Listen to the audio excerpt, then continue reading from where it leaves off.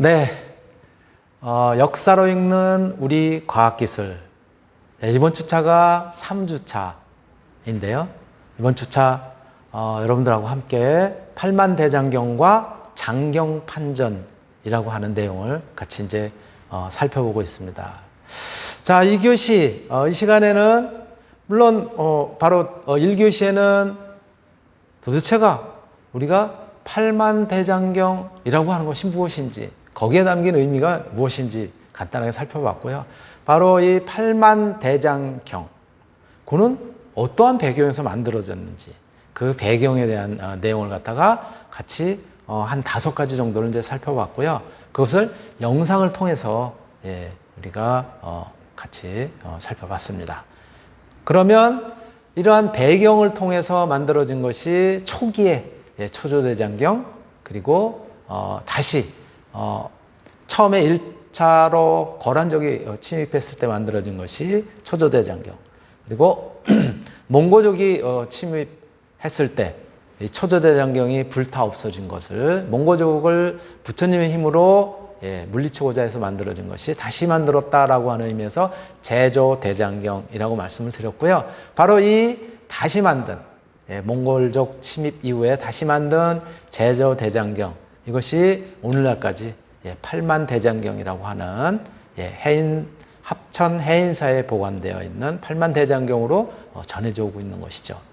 그런 대장경은 어떠한 과정을 통해서 제작을 하게 되는지 아까 그림을 통해서 우리가 이제 같이 살펴봤습니다.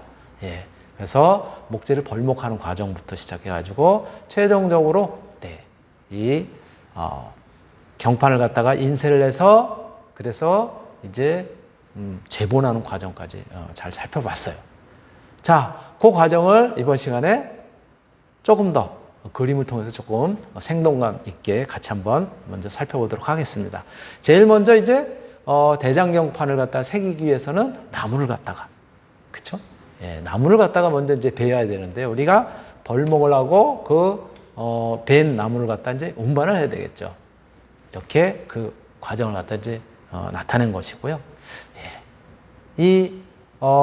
그 사이에는 이제 한쪽에서는 뭐를 하게 되냐면 저 대장경판에 새길 원고를 갖다가 이제 작성을 하고 또 그 내용들이 올바르게 작성이 됐는지를 갖다 교정하고 편집하는 이 과정을 갖다 이제 거치게 됩니다.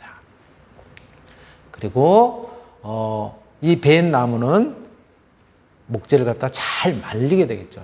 이제 그 시간은 뭐 거의 한 2년에 걸쳐 가지고 바닷물이나 소금물에 담그거나 또는 쪄서 그래서 이제 잘 그늘에 말린 다음에 그 다음에 이렇게 경판의 크기에 맞게 자르고 그리고 이렇게 판면을 갖다 손질하게 되는, 목재를 가공하고 치목하게 되는 이런 과정을 갖다 거치게 되고요. 그러한 한편으로는 또 이제 인쇄용지인 종이, 그렇죠? 그 당시에는 이제 한지를 갖다 이제 쓰게 되는데요. 당나무로 만드는 한지를 갖다 이제 제작하게 되겠죠. 제지 과정을 갖다 이제 거치게 되는 겁니다. 이렇게 이제 각 방면에서 필요한 대장경을 갖다가 제작하기에 필요한 그런 요소들을 갖다 이제 준비하면은 이제 본격적인 대장 경판을 갖다가 이제 제작하기 위해서 이제 판화본을 경전을 갖다가 정자로 새기기 위한 경전을 갖다가 이제 경전의 내용을 갖다가 정자로 이렇게 이제 쓰게 되는 거죠. 판화본을 제작을 하게 되고요. 그리고 저 판화본을 이제 뒤집어서 붙인 다음에는 경판, 대장경판을 갖다 이제 새기게 되죠. 이것을 갖다 이제 판각 이렇게 얘기를 합니다. 경판을 각 새겨낸다. 그래서 판각. 이것을 새기는 사람을 판각장 또는 각수 이렇게 이야기를 합니다.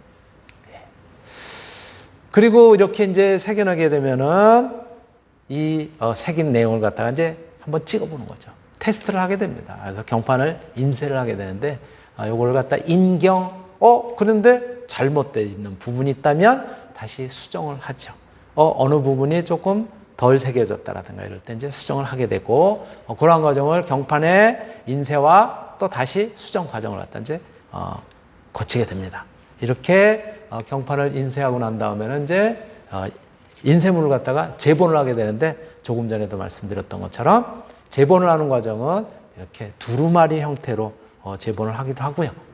또 다른 형태는 책의 형태로 재본을 하고 지금 합천 해인사에 장경판전에 보관되어 있는 경판 그리고 그 위에 있는 이 책은 경전이죠. 경전은 책의 형태로 재본이 되어 있는 책의 형태로 되어 있어서 그것들이 이제 보관이 되어 있습니다.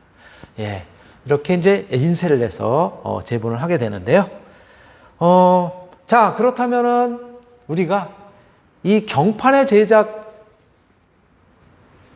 제작에 사용이 된 그러한 목재는 어떠한 나무인가 살펴봤어요. 최근에 경북대학교 박상진 명예교수께서 이제 연구한 결과를 갖다가 통해서 살펴봤더니 수정은 우리가 이러한 연구 전에는 대부분 자작나무로 만들어졌다라고 이제 많이들 전해져 내려왔었는데요. 자작나무가 없네요. 자작나무하고 거의 그 같은 계열의 나무가 거제수 나무라고 합니다. 바로 이 거제수 나무인데요. 거제수 나무가 자작나무의 일종인 것이죠.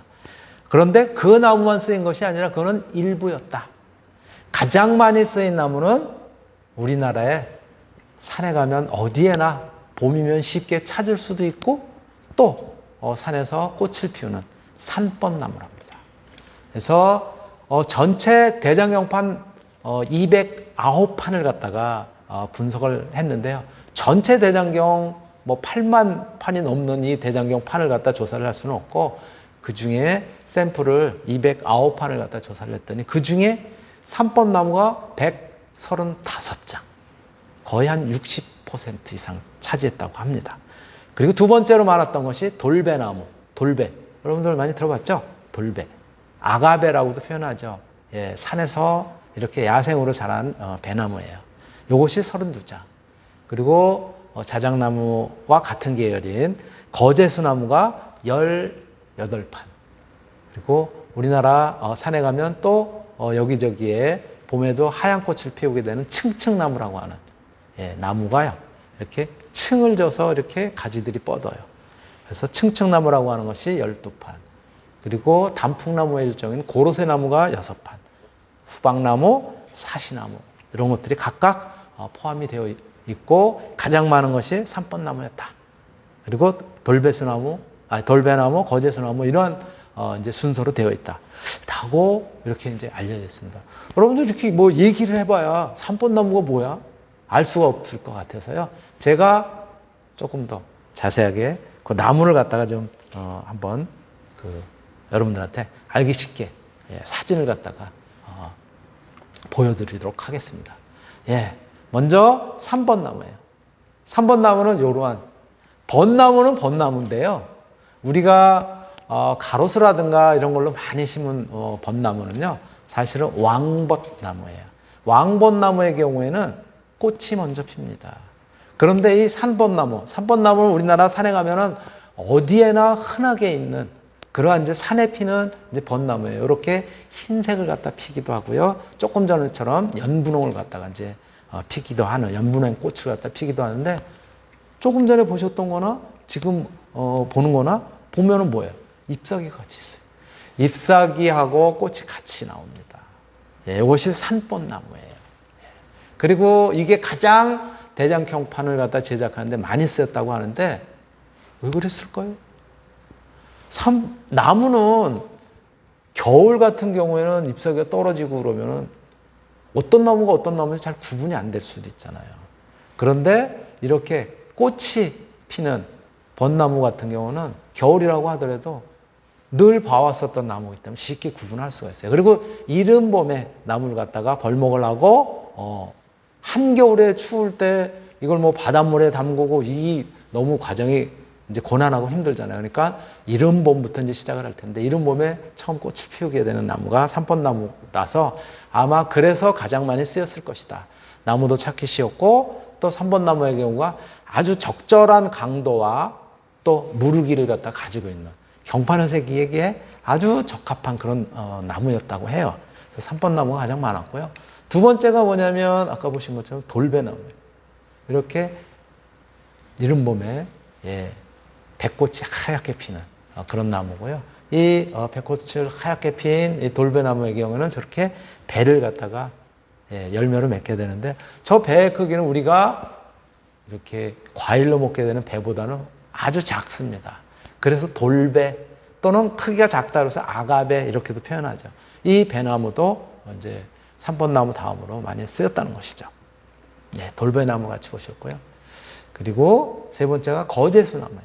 이 거제수나무는 저렇게 보니까 줄기를 보니까 줄기가 희게 되어 있는 게 자작나무 비슷하죠.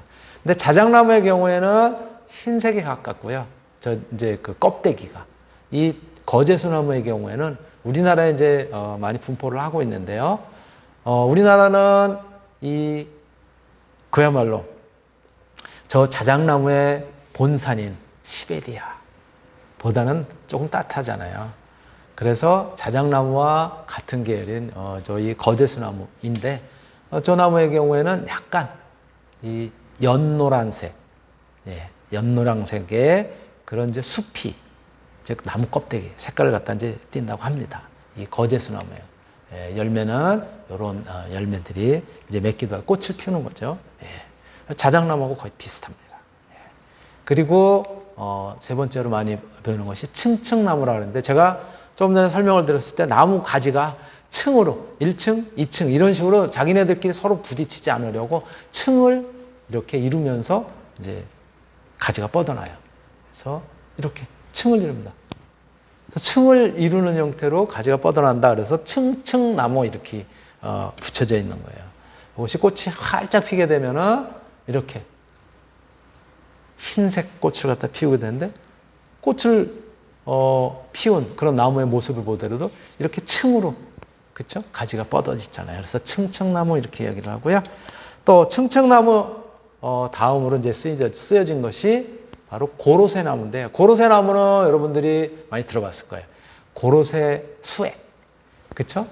요 나무로부터 이른 봄에 즉 늦겨울 이른 봄에 수액을 갖다 채취를 해서 우리가 마시기도 하죠. 뼈에 좋다고 하는 그런 나무예요. 그래서 고로쇠나무 그러는데 이렇게 생겼습니다. 단풍나무의 일종이에요. 그래서 단풍 잎사귀처럼 이렇게 되어 있고 가을이면은 붉은색 단풍을 아주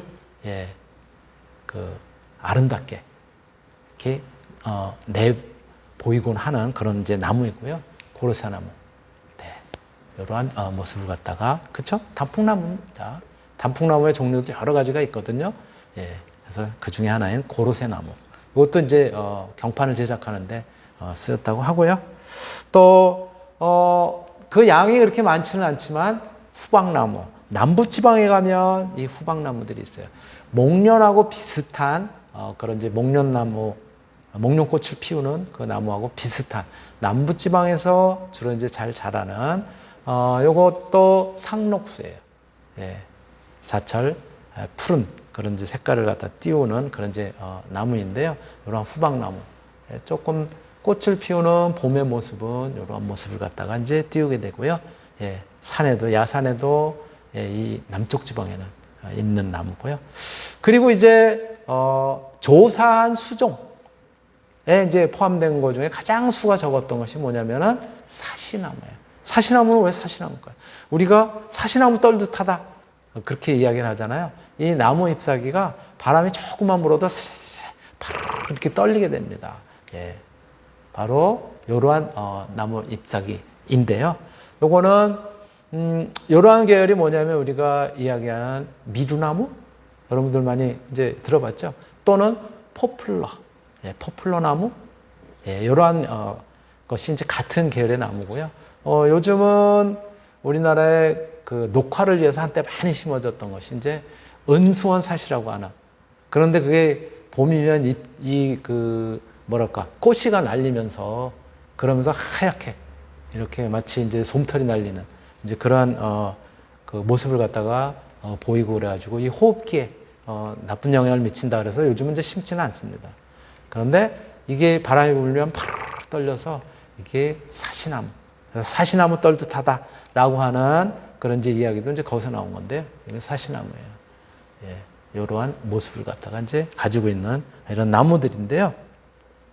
바로 팔만대장경의 경판을 제작하는 데는 그래도 그 중에 가장 뭐가? 삼번나무가 많이 쓰였다고 하죠. 삼번나무.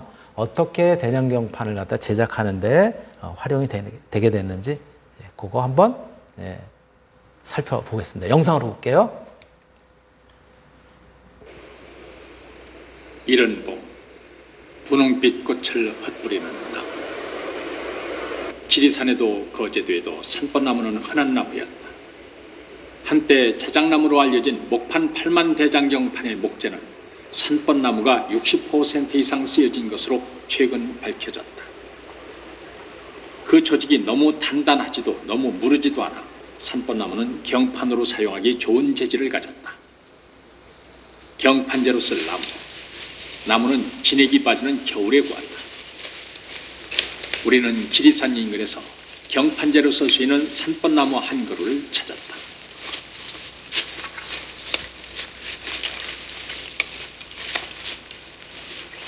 30, 한 2, 3 정도 되겠네요. 센치로.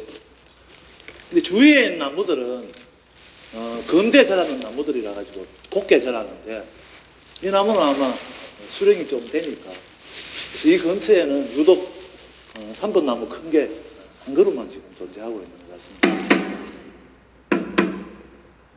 대장경의 경판은 두께 2.8cm, 길이는 68에서 78cm, 그리고 너비는 24cm가 보통이다. 이 경판의 체원에 따라 통나무의 지름은 30cm 이상, 길이는 80cm 이상이 되어야 한다.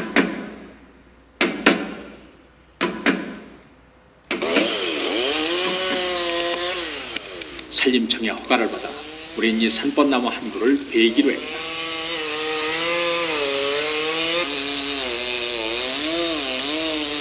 전기톱이 아닌 그 옛날 탄개톱을 사용했다면 몇 시간이 걸릴지 모를 정도. 수종을 따질 것 없이 지금은 지름 30cm 이상 되는 이런 큰 나무는 발견하기조차 어렵다. 산 하나를 통틀어 10여 그루면 그나마 많은 수준이다. 과연 이 한 그루의 나무에서 경판은 몇 개나 만들 수 있을까? 약 한 30cm 정도 됩니다. 이 나무가. 실질적인 대장경을 만들기나 목판을 만들 때는 이거 배 크기에 한 60cm가 제일 적합한데요. 왜 그러냐 하면은 심재 쪽에서 나무가 갈라짐이나 트짐이 많이 생기기 때문에 제일 이상적인 그 목판을 하려면 심재를 이렇게 없는 상태에서 대장경판 같은 경우는 약 24cm가 나가는데 24cm가 안 나오잖아요. 그렇지? 그러면은 60 이상이 되면 최소한 이 정도 굵기가 되어야만이 좋은데 제일 이상적인 목판을 할 때는 이 심재를 피해 가지고 여기에부터 이렇게 켜는 목재가 제일 좋습니다. 보통 이제 경판 두께가 여기가 2.8에서 3.6cm 정도잖아요. 이렇게 나와야 되는데 실질적으로 안 되니까 지금은 어쩔 수 없이 이제 24에 맞게끔 이런 형식으로 켜야 됩니다. 이렇게 켰을 때 어떤 문제가 나오는가 하면은 휨 현상들이 많이 생깁니다. 어느 쪽으로 힙니까? 보편적으로 그 목판은 이제 앞뒤가 다 이제 새겨져가 있기 때문에 좀 괜찮은데 이쪽에서 이쪽으로 많이 휘어지죠. 일단 경판의 길이만큼 잘랐을 때 통나무는 겨우 3개가 고작. 그나마 하나는 중심부가 썩어 있어 사용할 수 있을지 의문이다. 문제는 이 통나무를 어떻게 산에서 옮겨갈까 하는 것. 목재 이송 때문이라도 산이 너무 높아서는 안 되었다.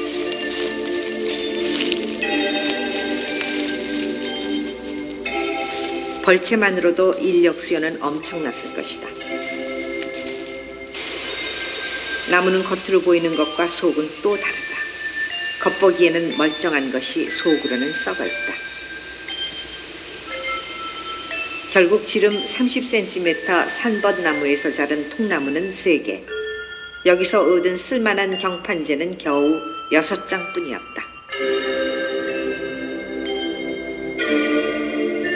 고려 8만 대장 경판, 모두 8만 1258장의 경판을 얻기 위해 지름 30cm의 나무가 1만 5천 그루 이상이 필요했다. 채목의 규모만으로도 그 거대한 역사를 짐작하고도 남는다. 목재의 수정과 그 필요량을 고려하면은 21세기 지금 우리는 아예 목판 대장경을 제작할 수조차 없다. 물론 고려시대를 따져도 어느 한 곳, 한 지역에 국한해서는 그 많은 목재를 구할 수조차 없었을 것이다. 이렇게 팔만대장경에 쓰이는 목재. 예, 삼번나무가 가장 많이 쓰였다고 하는데 지금 찾아보니까 지리산에서 그동안 진짜 나무를 베지도 않고 키웠는데도 불구하고 대장경판을 제작하기 위한 그런 나무를 구하기가 굉장히 어려웠다라고 하는 그런 부분을 우리가 이제 같이 살펴봤잖아요. 그러면 조금 전에 우리가 영상에서 본 것처럼 지금은 현대식 어떤 톱, 전기톱 또는 이제 엔진톱이라고 보통 이야기를 합니다. 예. 엔진이 달려 있어가지고 그래서 이제 쉽게 자를 수 있는 톱을 가지고 산에 올라가서 배웠을 텐데 그 당시에는 그럼 어떻게 벌목을 했을까요? 아까도 잠깐 그림에 나왔던 것처럼 도끼로, 그렇죠? 도끼로 이렇게 벨 수밖에 없었던 상황일 거예요. 자, 어떻게 벌목을 했을까요? 네, 같이 한번 사진 보실게요. 예, 벌목 과정 요거는 이제 특히 우리나라의 강원도 지역에서도 많이 벌목을 이제 예전에 목재를 쓰기 위해서 이제 나르고 벌목을 해서 나르고 그랬었는데 그 과정을 지금도 이제 해마다 재현을 하고 있는데요. 이렇게 도끼로 직접 나무를 쳐서 그래서 이제 자르게 되는 것이죠.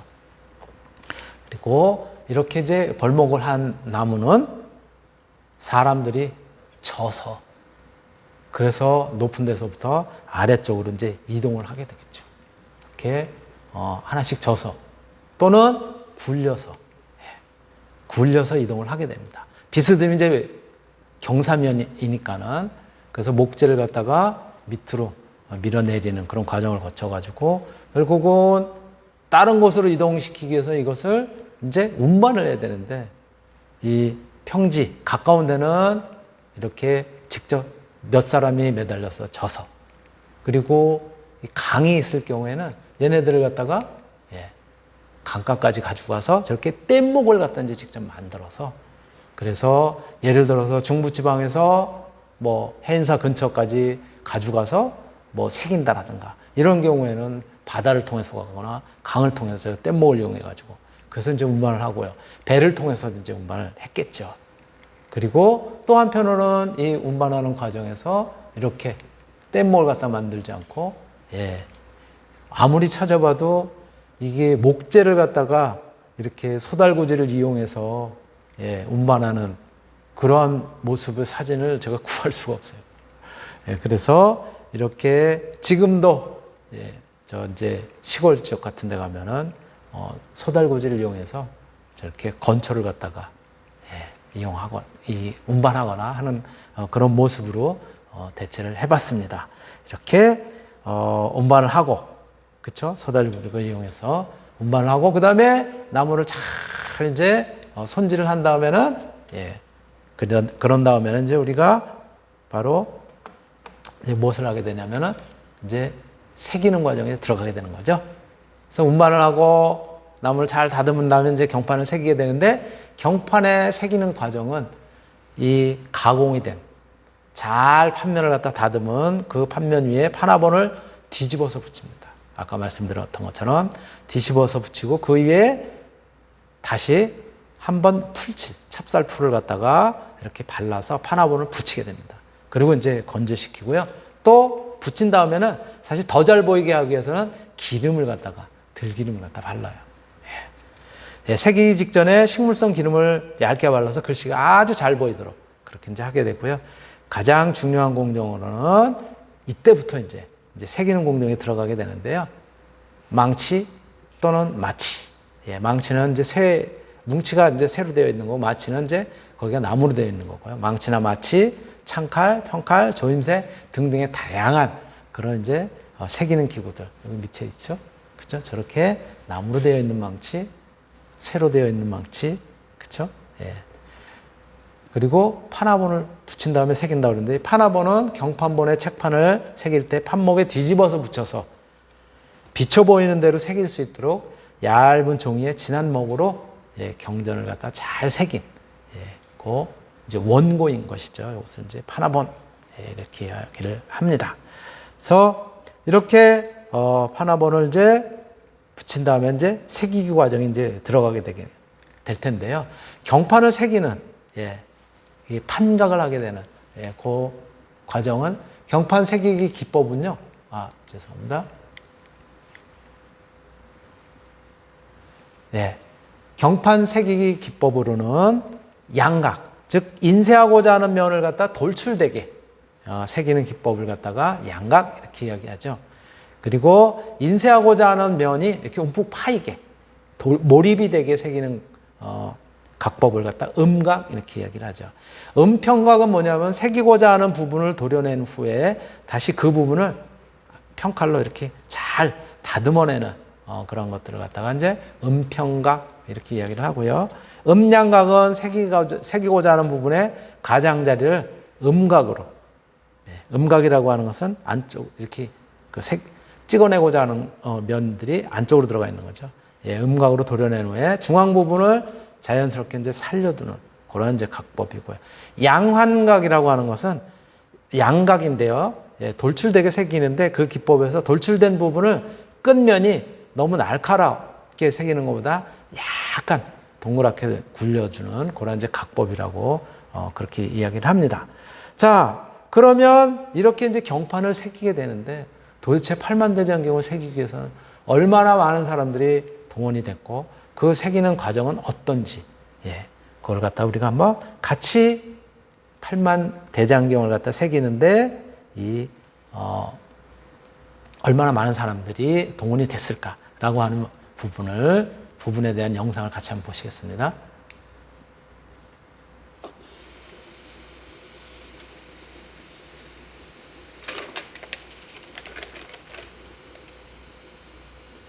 우리는 경판을 직접 제작해 보기로 했다. 한 장으로 이루어진 반야심경으로 팔만대장경 사본을 이용했다. 먼저 종이를 거꾸로 붙이고 글씨가 잘 보이도록 기름을 먹인다. 판에 붙여 깎아내는 종이 판본을 경판이 만들어지는 바탕이 된다 하여 판화본이라 한다.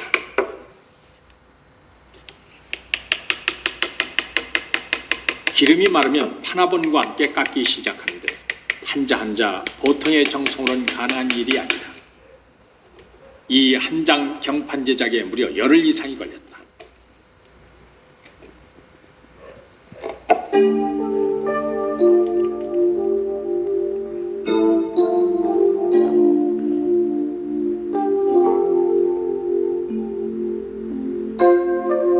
숙련 정도에 따라 얼마간 단축될 수 있었겠지만 지금과 같은 조명이 없었던 시대, 고려시대의 작업은 낮 동안만 진행됐다고 본다면 경판 한 장 판각에 걸리는 시간은 지금과 별반 차이가 없었을 것이다. 16년에 걸쳐 제작된 고려 팔만대장경, 그 시간 안에 완성하기 위해서는 수천 명의 각수가 동원될 수밖에 없었다. 팔만대장경판 조성에 참여한 각수는 최소 3,600명 이상으로 추정된다.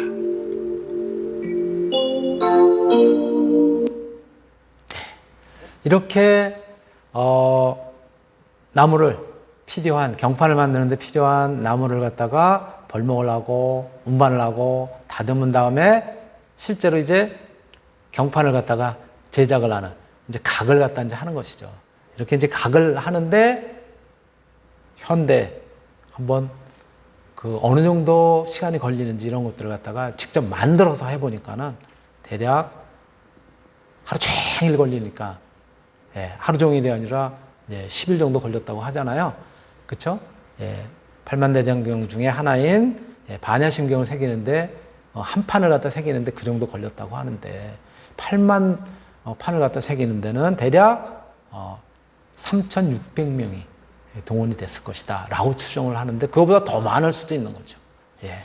그리고 그 당시에는 조명도 그렇죠? 우리처럼 뭐 지금 밤에 이렇게 전기불을 밝혀가면서 이제 할 수 있는 상황도 아니었고 그러한 부분에서 대략 3,000명 이상이 동원됐을 것이다 라고 하는 그런 영상을 갖다 이제 같이 봤습니다. 그렇게 만들어진 해인사 대장경판 바로 그것이 이거죠. 해인사 대장경판 중에서 반야 바람일다 심경 반야경이라고 하는 경판이고요.